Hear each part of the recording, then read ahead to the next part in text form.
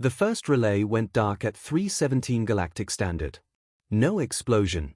No distress call. No debris field. Just silence.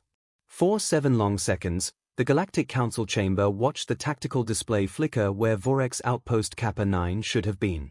Then the star map corrected itself, as if embarrassed, and the glowing icon simply vanished. A murmur rippled across the chamber. The Vorex Dominion delegation did not look concerned. High Executor Malrek Thane leaned back in his elevated platform, talons resting against polished alloy. His species was taller than most, angular, obsidian-skinned, with silver ocular ridges that caught the chamber lights like blades. "A relay malfunction," he said, voice smooth and amplified across the council hall. "Hardly an omen." On the central dais stood the human representative.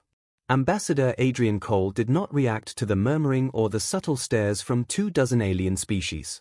He stood with his hands loosely folded behind his back, posture straight but not rigid. His expression was calm, almost reflective. Another relay blinked out. This time it was deeper in Vorex territory. The tactical projection expanded automatically, showing hyperlane connections spiderwebbing outward from Vorex Prime. 2 nodes now showed inactive. Still no explosions. Still no debris. Still no signal. Executor Thane's silver ocular ridges narrowed slightly. "An inconvenient coincidence," he said. Adrian Cole finally spoke. "Your fleets crossed into human-controlled space 6 hours ago," he said evenly. "They fired on 3 outer colonies." The chamber quieted. A few delegates shifted uncomfortably. Thane gave a dismissive wave. "Frontier disputes. Your species occupies systems that were never formally ratified under Coalition Charter." "You were warned," Cole replied. The third relay vanished. This time, the chamber lights dimmed briefly as the projection recalibrated. Council analysts began whispering urgently to their superiors. Vorex deep space communications were collapsing in a pattern. Not random. Not chaotic. Sequential. Executor Thane straightened in his platform. "You presume this is your doing?" he asked. "I don't presume," Cole answered. There was no threat in his voice. No raised tone. No aggression. And somehow, that made it worse. A senior Talarian counselor leaned forward. "Ambassador Cole, are human fleets engaging Vorex infrastructure?" Cole's eyes never left Thane. "Human fleets are positioned defensively." The chamber murmured again. "Then what is happening?" the Talarian pressed. Cole paused.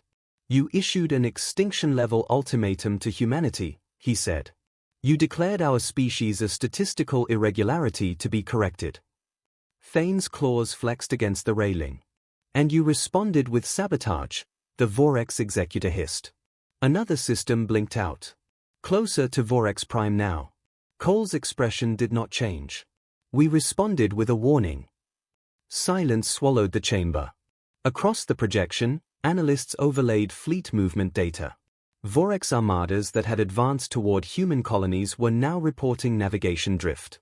Jump calculations were misaligning by fractional margins, dangerous margins. A junior Vorex officer rushed into the chamber from a side corridor, ignoring protocol. "Executor," the officer said, breath sharp, "primary military AI synchronization has destabilized. Strategic command nodes are failing to handshake." Thane's head snapped toward him. "Explain." "They are not destroyed," the officer said. "They're inaccessible." A ripple of unease moved through the council seats. Cole spoke again, still calm. "We advised restraint." Another relay vanished. This one was inside the Vorex core defense perimeter. Gasps echoed openly now. "That system is shielded," a council analyst whispered. "Physically and quantum encrypted." Thane's voice hardened. "Humanity will cease interference immediately. This is an act of war." Cole tilted his head slightly. "You declared war when you targeted civilian habitats." "We have not authorized planetary bombardment," Thane snapped. "Not yet," Cole replied. A new alert flared across the projection. Vorex fleets near the human border were slowing. Fuel reserves were reading nominal, but distribution commands were not executing. Targeting arrays were online, but not accepting firing solutions. Navigation cores were recalculating endlessly. The armadas were intact, but inert. The chamber fell into stunned silence. Cole finally turned slightly, addressing the entire council now. Humanity does not escalate without warning, he said. You were given one. Thane's composure began to fracture. You think disabling communications makes you powerful? Cole's gaze returned to him. No. A pause. We think it prevents funerals. The words landed heavier than any shouted threat. Another alert. This time from Vorex Prime itself. Planetary defense satellites were cycling through self-diagnostic loops. No damage. No visible breach. Just, locked out. The chamber's massive projection dimmed again as additional Vorex systems went offline in perfect, methodical sequence. One by one. Like stars being gently erased. Council members began pulling back from their consoles, as if proximity to the display might implicate them. Ambassador, the Talarian counselor whispered, are you attacking their homeworld? Cole's answer came without hesitation. No. The projection zoomed further inward. Vorex Prime remained fully illuminated. Civilian grid stable. Atmospheric systems nominal. Orbital habitats intact. Only the military infrastructure, shipyards, command relays, weapons platforms, showed cascading lockouts. Thane stared at the data in disbelief. This is impossible, he muttered. Cole studied him for a long moment. No, the human said quietly. It's measured. The chamber's central chronometer ticked forward. 3:29 Galactic Standard. 12 minutes since the first relay vanished. A final notification pulsed across the projection. All Vorex long-range military communications, offline. Not destroyed. Disconnected. The Vorex fleets that had crossed into human territory drifted silently in space, armed, intact, and unable to coordinate. The galaxy watched the display. No explosions. No burning worlds. Just silence spreading outward from the Vorex dominion like an eclipse. Executor Thane looked down at the human ambassador. What have you done? He demanded. Adrian Cole's voice remained steady. We stopped you, he said. A beat of silence. Then one final system marker flickered at the edge of Vorex space and disappeared. The chronometer ticked to 3:30. 13 minutes. Across the chamber, it became clear to every species present. Humanity had not retaliated. They had demonstrated. And somewhere in Vorex-controlled space, something far larger than a relay network had just gone dark. The Vorex fleets did not retreat. They couldn't.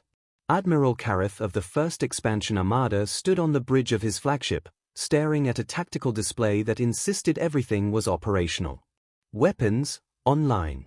Shields, nominal. Jump cores, stable. And yet, why are we drifting? He demanded. His navigation officer's claws trembled over the console. Course correction commands are not executing, Admiral. Override them. I have. Nothing changed. Outside the viewport, hundreds of Vorex warships hung in precise formation at the edge of human-controlled space. Engines glowed faintly, but the fleet was no longer advancing. They were suspended. Like insects caught in invisible resin. Re-establish command uplink with Prime, Kareth ordered. We cannot, the comms officer replied. Long-range military channels are offline. Switch to auxiliary bands. Offline. Encrypted fallback. Offline. Kareth felt something unfamiliar crawl beneath his armored composure. Fear. Back on Vorex Prime, High Executor Malrek Thane stormed into the Dominion Strategic Command Vault. Holographic projections surrounded him, fleet diagnostics, planetary defense readouts, logistics chains. Every system reported green. But none of them obeyed. Why are my fleets idle? Thane demanded. A senior war technician swallowed. Executor, they are not idle by choice. Command packets are being intercepted. By whom? A pause. We cannot trace the intrusion. Across the galaxy, the Galactic Council reconvened in emergency session. The projection at the chamber's center now displayed a slow-spreading blackout across Vorex-controlled military nodes. It was not chaotic. It was geometric. Shipyards first. Then supply depots. Then navigation beacons. Ambassador Adrian Cole stood where he had been before, hands behind his back, posture unchanged. A Draxian delegate leaned forward sharply. Ambassador, your species is conducting a coordinated cyber-offensive of unprecedented scale. Cole did not deny it. The Vorex declared an extinction campaign, he said. Humanity responded proportionally. Proportionally? The Draxian hissed. You are dismantling a sovereign power. No, Cole replied calmly. We are dismantling their ability to wage war. Another alert chimed through the chamber. Vorex Military Logistics AI cores, designed to coordinate interstellar fuel, munitions, and fleet rotation, had entered recursive verification loops. They were checking their own permissions. Over and over. And finding nothing. On the bridge of the first expansion armada, Admiral Kareth watched in horror as weapon targeting arrays flickered. Target solution locked on human colony Theta 3, his officer reported. Fire. Silence. No discharge, the officer whispered. Why? The weapons are awaiting authorization from Strategic Command. Bypass authorization. I cannot. The command layer has been rewritten. The Admiral's talons dug into the command rail. Rewritten by whom? The answer never came. Instead, every Vorex vessel in the formation received a synchronized transmission. It did not originate from any known human frequency. It did not contain threats. It contained a single line of text, translated perfectly into Vorex command script. Stand down. No signature. No encryption trail. Just certainty. Back on Vorex Prime, planetary defense satellites rotated slowly in orbit. Not toward incoming threats, but away from them. Defense grids entered passive diagnostic mode. Orbital cannons disengaged. Thane stared at the data in disbelief. They are inside our sovereign infrastructure, he said quietly. A strategist dared to speak. Executor, civilian systems remain untouched. Thane turned sharply. Explain. Power grid stable. Atmospheric processes nominal. Transit lanes unaffected. Financial networks intact. Only the war machine was failing. Nothing else. The pattern was undeniable. Human forces had not launched missiles. They had not jammed signals. They had not deployed visible fleets within Vorex core space. They had simply reached in. At the council chamber, analysts overlaid new projections. Human vessels were visible now, but distant. Positioned along the border. Defensive arcs only. They were not advancing. They did not need to. A Talarian counselor whispered, "This is not retaliation." Cole's gaze remained forward. "No," he agreed. "It is prevention." Another alert flashed. Vorex hyperlane navigation beacons, critical for faster-than-light travel, were recalibrating themselves. Not shutting down. Not exploding. Reassigning access permissions. Fleet after fleet attempted emergency jump calculations. Each solution returned the same error. Route authorization denied. Admiral Kareth felt the bridge temperature drop as life support compensated for rising metabolic stress among his crew. Signal prime, he ordered again, though he knew the answer. Still no connection. Outside, a human cruiser appeared on long-range sensors. It did not charge weapons. It did not approach. It simply held position. Watching. Kareth opened a wideband transmission. "Human vessel," he snarled, "you interfere with a lawful Dominion campaign." Static crackled. Then a calm human voice responded. "This is Captain Elias Ward of the Terran Defense Network." Kareth's ocular ridges flared. "Withdraw or face annihilation." A brief pause. Then, "You already tried." The channel closed. Across Vorex territory, military satellites went dormant in synchronized sequence. Command hierarchies dissolved into static. Fleet captains found themselves unable to coordinate, unable to refuel, unable to fire without layered authorizations that no longer existed. The Dominion's war apparatus remained physically intact, but strategically paralyzed. Back in the council chamber, a realization spread like ice water. Humanity was not attacking. They were enforcing. Ambassador Cole finally turned to face the assembly fully. "You believed strength was measured by destruction," he said quietly. Another Vorex command node blinked offline. "We measure it by control." On Vorex Prime, High Executor Malrek Thane watched as the final strategic AI core in the central vault dimmed. Not shattered. Not corrupted. Simply inaccessible. His empire's fleet still floated in space. His cities still thrived. His people still breathed. But his ability to threaten humanity was gone. And in the silent vacuum between stars, the Vorex Dominion understood something far worse than defeat. They were not being destroyed. They were being contained. The first riots began 12 hours after the fleets went silent. Not because of hunger. Not because of bombardment. Because of information. Across Vorex Prime, public data networks, previously sealed behind Dominion-level clearance, began unlocking. Classified war directives surfaced. Secret expansion plans. Internal communications from High Executor Malrek Thane describing humanity as biologically adaptive vermin requiring corrective extinction. The files were authenticated, time-stamped, verified by Dominion encryption keys. They spread across civilian channels like wildfire in oxygen-rich air. In the lower tiers of Vorex Prime's capital megastructure, citizens stared at holographic projections of their own leadership planning wars that would have cost trillions of lives. Not just human. Vorex. A mother watched a projection showing fleet casualty projections for the human cleansing campaign. Projected Vorex losses, acceptable. Her son was serving in the first expansion armada. Acceptable. In the strategic command vault, Thane's claws trembled as another security layer failed. "Seal civilian access," he roared.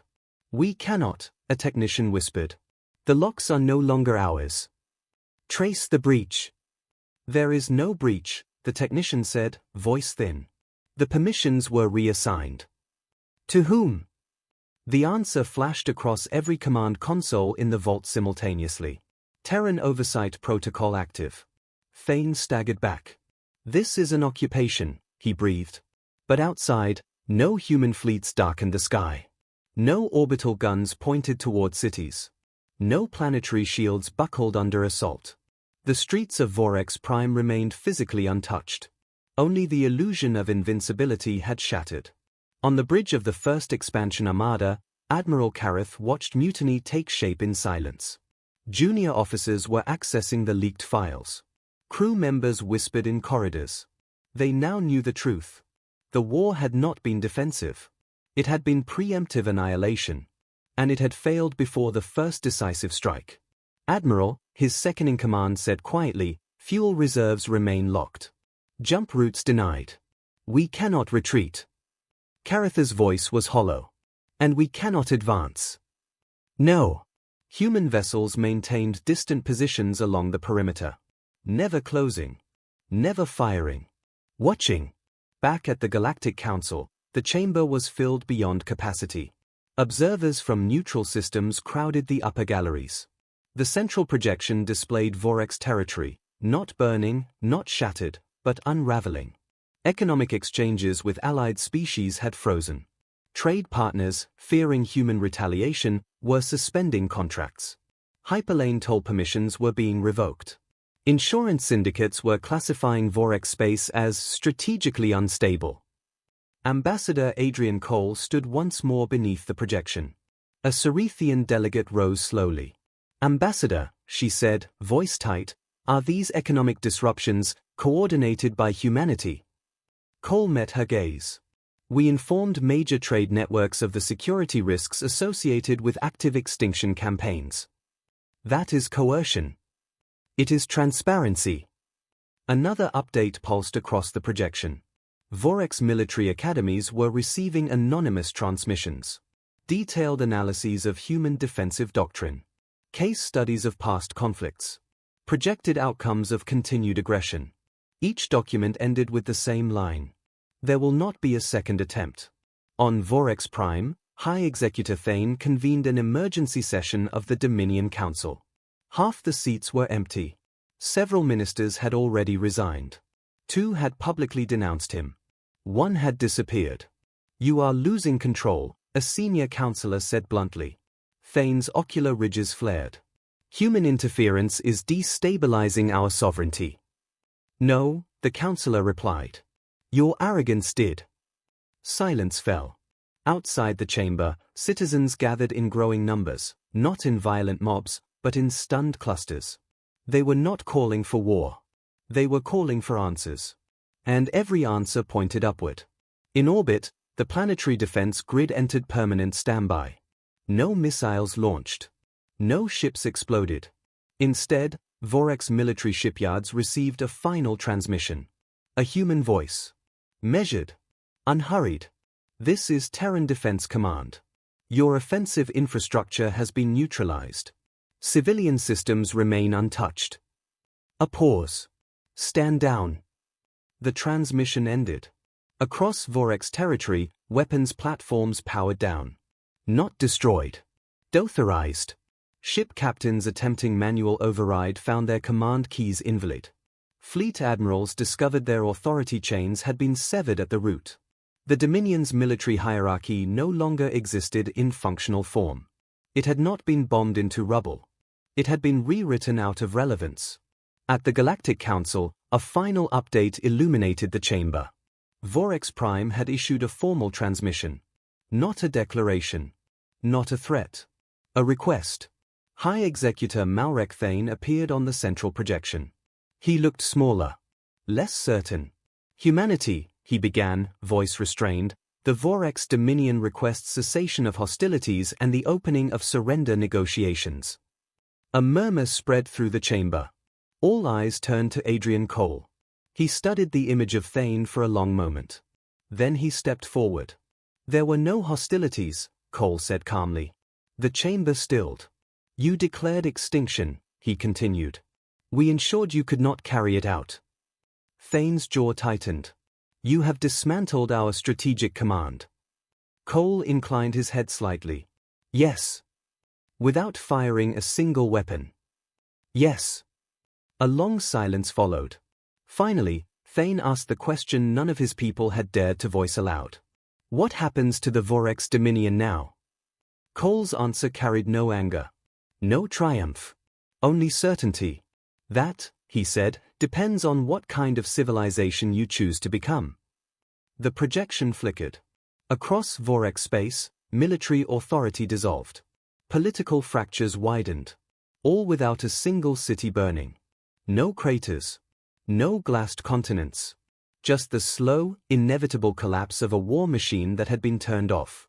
And for the first time in Dominion history, the Vorex understood. They had not been conquered. They had been measured. And found unfit to threaten humanity again.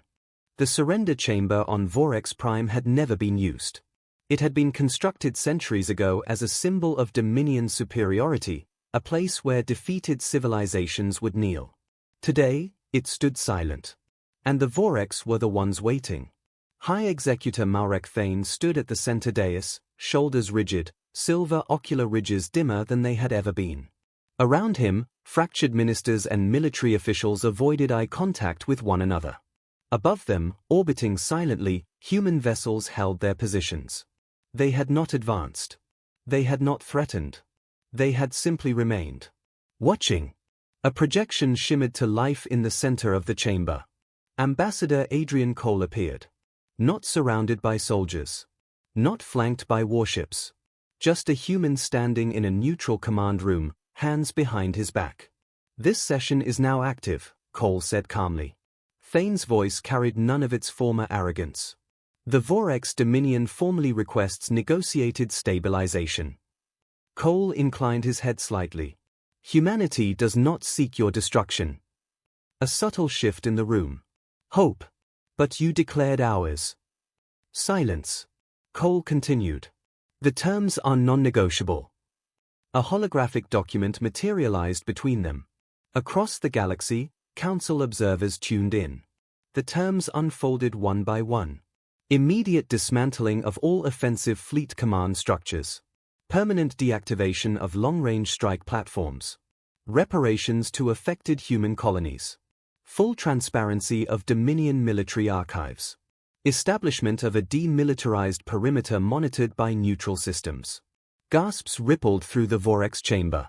That is disarmament, one minister whispered. Yes, Cole replied evenly. Thane's claws tightened against the dais. You leave us defenseless. No, Cole corrected gently. We leave you incapable of genocide. The words landed like gravity. Thane straightened, regaining a fragment of defiance. And if we refuse? The projection behind Cole shifted. Across Vorex territory, dormant military assets illuminated in red. Satellite arrays. Shipyards. Strategic fuel depots. Not damaged. Not destroyed. Accessible. Cole met Thane's gaze. You misunderstand your position, he said quietly. Your war capacity is already gone. He gestured slightly. Your fleets remain adrift. Your command architecture is rewritten. Your hyperlane permissions are externally regulated. A beat. We are offering you control over how this ends. The chamber temperature seemed to drop. One of the younger ministers spoke, voice shaking. If we accept, what becomes of the Dominion? Cole answered without hesitation. You remain. The room stilled. No occupation, he continued. No human governance. No annexation. Thane's eyes narrowed. You would dismantle our power and simply leave. Yes. Why? For the first time, something flickered behind Cole's calm expression. Because extinction is inefficient. A long silence followed. And because we prefer neighbors to ruins. The weight of it settled over the chamber. Outside, orbital shipyards received the first remote deactivation command. Massive warship frames suspended mid-construction powered down. Weapons fabrication lines halted. Not shattered. Not sabotaged. Stopped. Across the Dominion, military AIS received permanent role reassignments, converted from strategic offense to civilian logistic support. Defense satellites recalibrated to internal protection only. Hyperlane permissions restructured. The Dominion was not collapsing in fire. It was being reshaped. Thane exhaled slowly. And if we attempt to rebuild? Cole's voice did not change. You will not. It wasn't a threat. It was a fact. The oversight protocols embedded across Vorex infrastructure were not temporary. They were foundational. The Dominion's future would be visible. Transparent. Accountable. The era of secret extinction campaigns was over. In the Galactic Council chamber, delegates watched in stunned silence. A civilization once feared for its relentless expansion now stood reduced. Not in territory. Not in population. But in aggression. Thane lowered his head slightly. It was not a bow. But it was close. The Vorex Dominion accepts. Across orbit, human vessels remained still. No victory broadcasts. No celebration. Just confirmation signals. One by one, Vorex offensive fleets powered down their weapons cores voluntarily.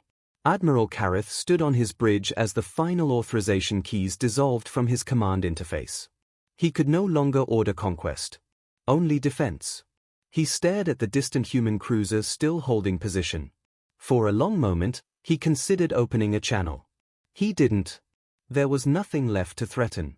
On Vorex Prime, the surrender document finalized. Human oversight systems locked into passive monitoring mode. Civilian systems remained untouched. Cities remained intact. Children still walked beneath unbroken skies. The Dominion still existed. But the empire that had challenged humanity was gone. Back in the council chamber, a final update appeared across official archives. Vorex Dominion, reclassified. Offensive capacity, nullified. Existential threat level, removed. Ambassador Adrian Cole addressed the assembly one last time. Humanity does not erase species, he said calmly. We erase extinction attempts. He paused. And we only do it once. The projection faded. In orbit above Vorex Prime, the human fleet slowly adjusted formation. Not advancing.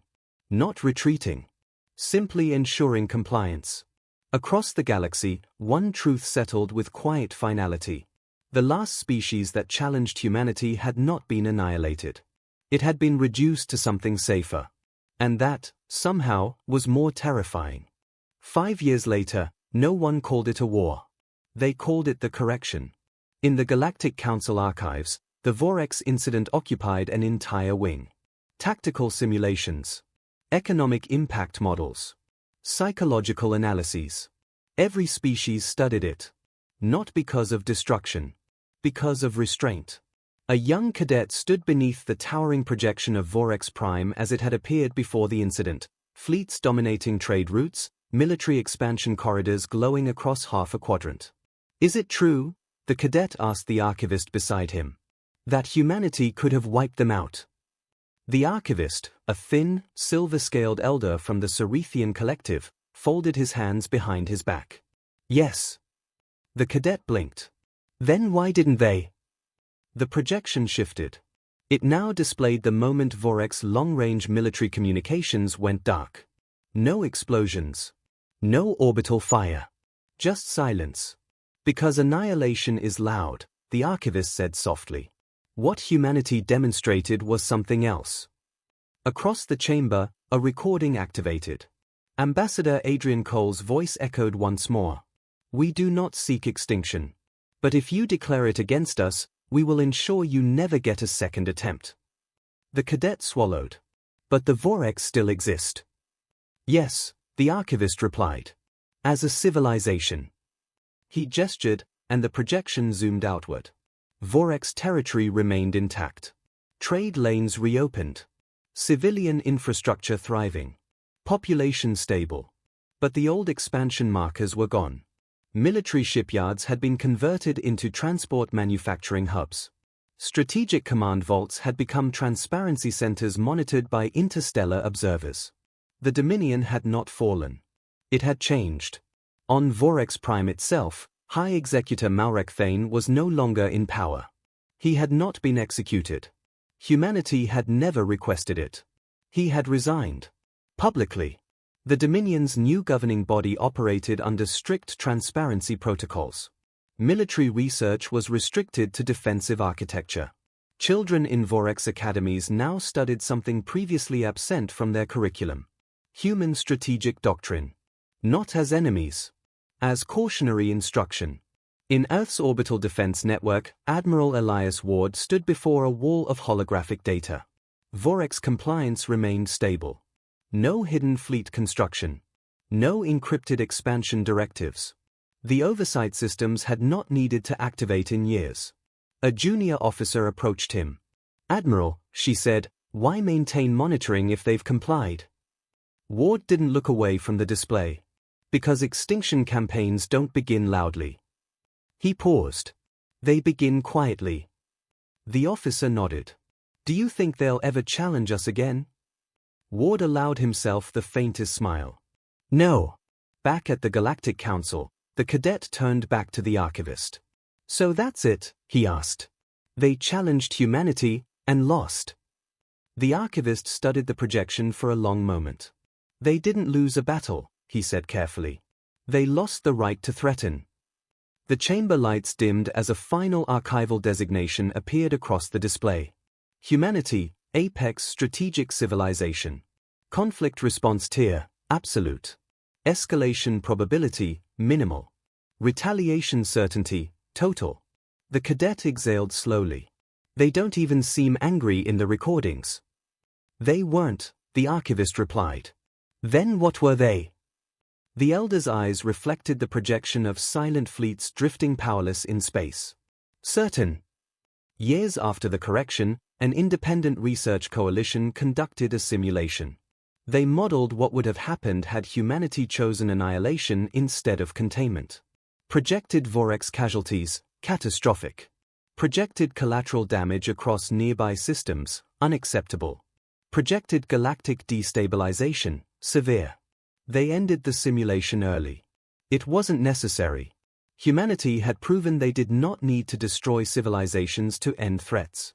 They simply removed the ability to become one. On Earth, Adrian Cole no longer served as ambassador. He taught at the Terran Strategic Institute. One evening, a student asked him directly, "Sir, what happened to the last species that challenged humanity?" Cole looked out through the observation window at Earth's quiet orbital ring. "They still exist," he said. The student frowned. "But the archives say they don't."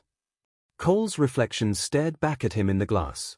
"The empire that challenged us doesn't," he corrected. He turned back to the classroom. "There's a difference." The student hesitated. "Would we do it again?" Cole didn't hesitate. "Yes." A silence followed. "Would we destroy them?" Cole's expression remained calm. "We don't destroy species," he said. "We destroy extinction attempts." He walked toward the exit, pausing only once. "And we only need to do it once." Across the galaxy, that lesson settled into doctrine. No species had formally challenged humanity since. There were disputes. There were tensions. There were skirmishes at the edge of unclaimed systems. But no one declared eradication. No one issued extinction ultimatums. Because every civilization understood the same truth. The last species that challenged humanity still lived. Breathing. Thriving. Watching the stars. But the version of themselves that believed humans were weak didn't exist anymore. And that was enough.